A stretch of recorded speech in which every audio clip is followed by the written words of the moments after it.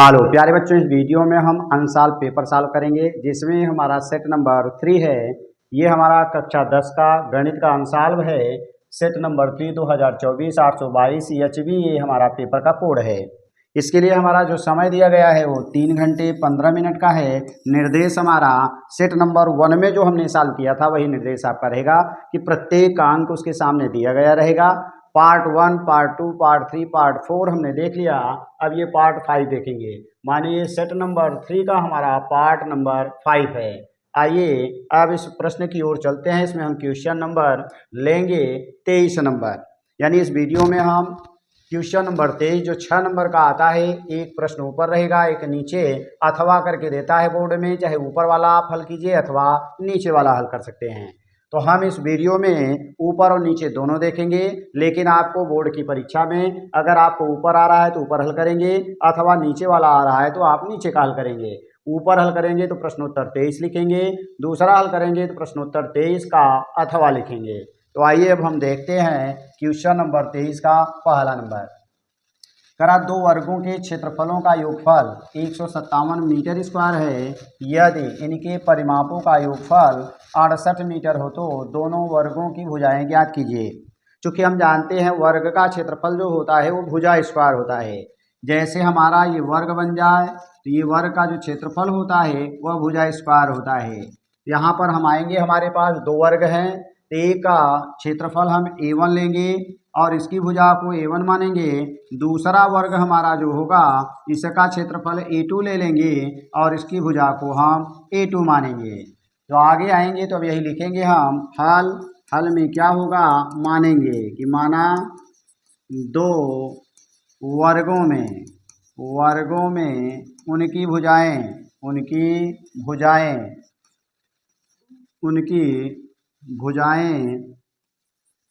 भुजाओं को हम मानेंगे। भुजाएं A1 तथा A2 हैं। हम इसको x अथवा y भी ले सकते हैं। यहाँ हमने एक की भुजा A1 दूसरे की भुजा A2 ले लिया।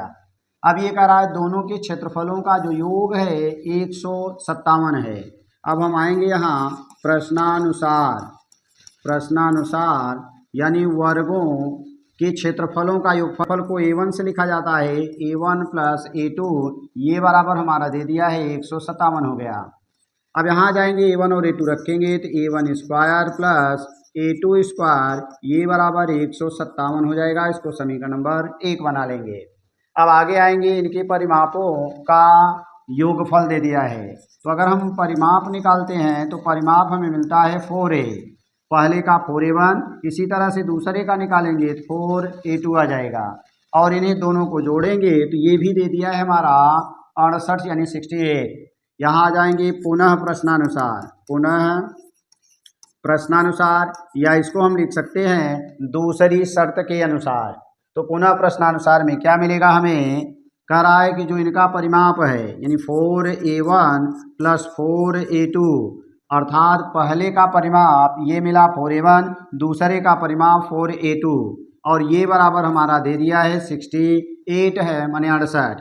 तो चार दोनों में से कॉमन ले लेंगे तो बन जाएगा A1 प्लस A2 और ये बराबर 68 हो जाएगा। आगे आएंगे तो हम 4 से इसमें भाग दे देंगे तो हमें क्या मिल रहा है, यानी A1 प्लस A2 बराबर हो गया 68/4। तो 17 चौका 68 यानी 17 आ गया। A1 प्लस A2 बराबर 17 मिला। अब यहाँ से अगर हम A2 का मान निकालते हैं तो A1 जाके घट जाएगा तो 17 माइनस A1 बनेगा। इस A2 के मान को समीकरण नंबर 1 में रखेंगे। तो आगे हम यही लिखेंगे, क्या लिखेंगे, यहाँ आ जाएंगे तो लिखेंगे A2 का मान समीकरण 2 में रखने पर अब हमारा समीकरण 2 ले लेंगे तो समीकरण 2 क्या है, A1 square plus A2 square, A1 square plus A2 square ये बराबर हमारा दिया गया था 157। अब A2 के स्थान पर 17 माइनस A1 तो A1 square plus 17 minus A1 square है तो होल स्क्वायर बराबर 157 हो गया। अब इसको हमें हल करना है। तो आइए इस समीकरण को हल करके और देखते हैं इसका मान क्या मिलता है। तो यहाँ आ जाएंगे तो हमें मिल जाएगा, यहाँ होल स्क्वायर तोड़ेंगे तो होल स्क्वायर तोड़ेंगे तो क्या मिलेगा, यानी a1 square plus a minus b का होल स्क्वायर, और a माइनस बी का जो होल स्क्वायर होता है, माइनस बी का whole square a square plus b square minus 2ab होता है। इसी से तोड़ेंगे तो 17 का स्क्वायर बनेगा, ये a स्क्वायर हो गया, प्लस बी स्क्वायर के स्थान पर a1 स्क्वायर हो गया, माइनस 2 गुणे a1 माने 17 और b माने हमारा a1 हो गया, और ये बराबर हमारा 157 दिया गया था। ये आ जाएंगे तो a1 स्क्वायर पर 17 में 289, a1 स्क्वायर आगे आ जाएंगे, और माइनस 17 दूना 34 a1, और ये इधर आएगा तो 157 प्लस था माइनस हो जाएगा बराबर 0। a1 स्क्वायर मिलके 2a1 स्क्वायर माइनस 34 a1 आएगा। अब इसमें से इसको घटा देंगे क्योंकि ये प्लस है माइनस है, तो 9 में से हमारा 7 घटेगा, 7 2 9 2 आ जाएगा, 8 में से 5 3 आएगा, 2 में से 1 घटाएंगे 1 आएगा, प्लस वाला ज़्यादा था इसलिए प्लस लिख देंगे। अब हमें 2 कामन ले लेंगे, पूरे में 2 कामन है तो 2 हमने कामन ले लिया, a1 स्क्वायर माइनस 2 का भाग दे दिए 17 a1 आया, और प्लस 2 का भाग दे देंगे, 2 छंग 12 2 छंग 12 बराबर 0 हो गया। 2 का गुणा है भाग होगा 0 में ख़त्म हो जाएगा, तो a1 स्क्वायर और माइनस a1 स्क्वायर और माइनस यानी मिलेगा 17 a1 और प्लस 66 हो जाएगा बराबर 0 होगा। अब हमें क्या करना है, इसका गुणनखंड करना है, तो गुणनखंड करने के लिए 1 का गुणा 66 में करेंगे तो यानी 66 11 छक्का 66 हो जाएगा, और 11 में 6 जोड़ेंगे तो 17 आएगा, ये बीच वाला आना चाहिए। तो a1 स्क्वायर माइनस 11 a1 और माइनस 6 a1, क्योंकि 11 6 मिला के 17 बन जाएगा, प्लस 66 बराबर 0। ये हमारा द्विघात गुणनखंड है। यदि आप द्विघात गुणनखंड का फुल वीडियो चाहिए तो आप इसी चैनल में क्लास 9th का देख सकते हैं, अथवा आपको हम डिस्क्रिप्शन में लिंक दे देंगे, वहां से आप देख लेंगे। यहाँ आ जाएंगे, हम जोड़ा बनाएंगे तो a1 कामन, a1 माइनस 11 माइनस 6 कामन होगा, a1 माइनस 11 बराबर 0, क्योंकि 6 का भाग दे देंगे तो a1 बचेगा, 6 का भाग देंगे 6 का 6 6 का 6, दोनों ब्रैकेट बराबर आने चाहिए, तो a1 माइनस 11 दूसरे में a1 माइनस 6 बराबर 0 हो गया। अब यहाँ लिखेंगे कि यदि a1 माइनस 11 बराबर 0 तो a1 बराबर निकालेंगे, ये माइनस है उस तरफ जाएगा तो प्लस बन जाएगा। इसी प्रकार यानी पुनः यदि हम दूसरा ले लेंगे a1 माइनस 6 बराबर 0 तो a1 बराबर निकालेंगे तो ये बराबर 6 मिल जाएगा। अब हमने 2 मान लिए थे, इसको हम समीकरण नंबर 2 बना लेते हैं, जो हमारा a1 प्लस a2 बराबर 17 दिया गया है। अब हमें क्या करना है, इसी में रख करके और मान निकालना है किसका, a1 और a2 का। तो a1 का मान हम पा चुके हैं, एक 11 दूसरा 6, 11 रखेंगे तो a2 का मान निकालेंगे। इसके आगे आएंगे तो हमें मिलेगा, यहाँ मिला समीकरण 2 से, क्योंकि समीकरण 2 से ही हल करेंगे तो आगे लिख देंगे कि समीकरण 2 से, और 2 हमारा क्या है, a1 प्लस a2 बराबर 17 है। जब हमने 11 रखा तो a2 का मान a2 बराबर निकालेंगे तो 17 ये जाएगा माइनस हो जाएगा 11 तो बराबर 6 मिल जाएगा। इसी तरह से दूसरा मान अगर हम रखते हैं, इसी प्रकार अगर हम दूसरा मान लेते हैं a1 प्लस a2 बराबर 17, तो अगर हम 6 ले लेते हैं तो 6 प्लस a2 बराबर 17, a2 बराबर बन जाएगा 17 में से 6 घटाएंगे तो 11 आ जाएगा। तो हमें जो भुजाएं मिली वर्ग की, भुजाएं क्या मिली, एक भुजा 6 और दूसरी भुजा हमने पाया 11 है। जब हमने 11 रखा 6 आया, 6 रखने पे 11 आया, यानी एक भुजा हमारी 6 और दूसरी भुजा 11, और यही हमारा आंसर बन जाएगा। अब हमें यहाँ देखना है मीटर में दिया था या किस में दिया था, तो यहाँ पर कह रहा है मीटर में है, इसका मतलब 11 6 ये दोनों हमारे मीटर मीटर हो जाएंगे, तो मीटर मीटर दोनों हमारा ये आंसर बन जाएगा। अगर हम बात करें यहाँ, तो अगर हम देखेंगे तो हमारा आंसर मिल गया, यानी दोनों जो वर्ग होंगी उनकी भुजाएं, एक भुजा 6 मीटर होगी और दूसरी भुजा हमारी 11 मीटर बन जाएगी। आइए अब इसका हम नेक्स्ट पार्ट जो अथवा करके दिया है, अब उस अथवा वाले को देखते हैं। तो अथवा में क्या दिया है, एक नाव की गति शांत जल में 18 किलोमीटर प्रति घंटा है, वह 24 किलोमीटर धारा के विरुद्ध जाने में और 24 किलोमीटर धारा की दिशा में आने पर 1 घंटा अधिक लेती है। जब वह विरुद्ध जाती है तो 1 घंटा ज़्यादा लेती है। यानी धारा के विपरीत जाएगी तो 1 घंटा ज़्यादा लगेगा और धारा की दिशा में जाती है तो 1 घंटा कम लगता है। इसमें हमारा हल में हमें क्या मिलेगा, यहाँ आ जाएंगे हम हल में एक दे दिया है, क्या दिया है, नाव की चाल ये बराबर दे दिया है 18 किलोमीटर प्रति घंटा और पूछ क्या रहा है, धारा की चाल ज्ञात करना है। तो मानेंगे कि माना धारा की चाल इसी को मान लेंगे x किलोमीटर प्रति घंटा है, x किलोमीटर प्रति घंटा है। अब होता है चूंकि पानी के ऊपर नाव चलती है तो जब धारा की दिशा में जाती है तो दोनों चाल जुड़ जाते हैं और जब धारा के विरुद्ध जाती है तो चाल घट जाता है। अब यहाँ आ जाएंगे कि यानी धारा की दिशा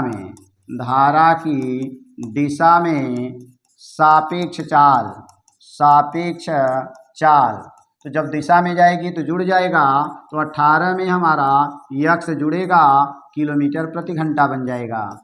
और धारा की विपरीत दिशा या विरुद्ध, धारा की विरुद्ध में सापेक्ष चाल निकालेंगे तो सापेक्ष चाल बराबर हमें मिलेगा क्या, ये घट जाएगा। यानी जब जिस दिशा में धारा जा रही है अगर उसी दिशा में नाव जाती है तो दोनों चाल आपस में जुड़ जाते हैं और अगर धारा के विरुद्ध नाव जा रही है तो वहाँ पर चाल घट जाता है, तो ये घट गया। और ये चाल कम है इसलिए इसमें ज़्यादा समय लगा हुआ है 1 घंटा। अब दूरी जो हमारा दिया गया है वह दूरी हमारी है कराए 24 किलोमीटर की दूरी है। यहाँ कराए 24 किलोमीटर जाएगा और 24 किलोमीटर वापस आएगा। अब अगर हम बात करें तो यहाँ पर तो हमें क्या मिलेगा, यानी हम निकालेंगे 24 किलोमीटर जाने में चली गई दूरी और 24 किलोमीटर आने यानी धारा की दिशा में चली गई दूरी, यानी धारा की दिशा में लगा समय। तो धारा की दिशा में जो लगा समय है अगर उसको t1 मान लिया जाए तो जो t1 है समय बराबर होता है हमारा दूरी बटे चाल। तो दूरी हमारी 24 है और धारा की दिशा में सापेक्ष चाल 18 प्लस x है। इसी तरह धारा के विरुद्ध या विपरीत, धारा के विपरीत यानी आने में लगा समय। तो अगर इसको हम t2 मान लें तो दूरी तो वही है लेकिन चाल कम हो गई है। चाल कितना हो गई है विपरीत वाली, 18 माइनस x। और ये कह रहा है इसमें 1 घंटा ज़्यादा लग रहा है, इसका मतलब ये समय 1 घंटा ज़्यादा है। अगर 1 घंटा ज़्यादा है तो इसमें से इसको घटाएंगे बराबर 1 घंटा लिखेंगे। तो आगे हम लिखेंगे क्या, प्रश्नानुसार हमें मिल जाएगा t2 माइनस t1 बराबर 1 घंटा होगा। t2 का मान हमारा 24 बटे 18 माइनस x माइनस दूसरा 24 बटे 18 प्लस x बराबर 1 घंटा यानी 1 है। अब इसी समीकरण को हल करके और हमें मान ज्ञात करना है x का। तो आइए देखते हैं x का मान किस तरह से ज्ञात होगा।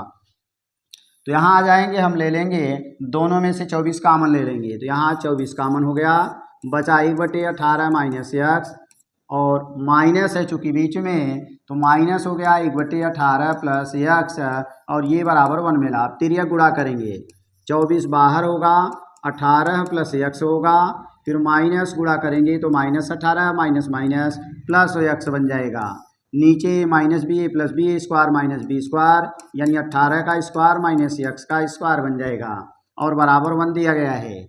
तो यहाँ हम देखेंगे ये 18 प्लस माइनस कट जाएगा, यहाँ बचा 24 गुणे x और x मिल के 2x होंगे, नीचे 18 18 में 324 यानी 8 × 64 हाथ से लगा 6 8 दूनी 8 1 8 दूनी 16 और 4 20 2 22 की 2 1 1 का 1 2 3 सही है।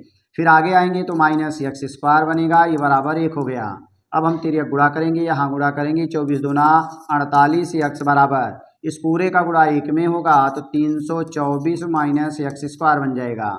सबको हम लेफ्ट में लाएंगे तो ये आएगा पहले प्लस होगा, फिर इसको लिखेंगे 48x को और ये आएगा तो माइनस बनाएगा 324 बराबर 0 हो गया। अब हमें क्या करना है, इसका गुणनखंड करना है। तो हमें 324 का ऐसा खंड करना है जिससे 48 आ जाए। तो चूंकि ये 18 का 18 गुणे 18 था, इसका खंड बनाएंगे 2 तिहाई 6 तिरिक 18, इसका भी बनाएंगे 2 तिहाई 6 तिरिक 18 होगा। अब हम देखेंगे 3 त्रिका 9 त्रिक 27 दूना 54 हो गया और 3 दूनी 6 आ गया और इसमें से इसको घटा देंगे तो 48 आ जाएगा। तो 54 माइनस 6 यहाँ बनेगा, क्योंकि 54 में से 6 घटाने पर ये बीच वाला आएगा।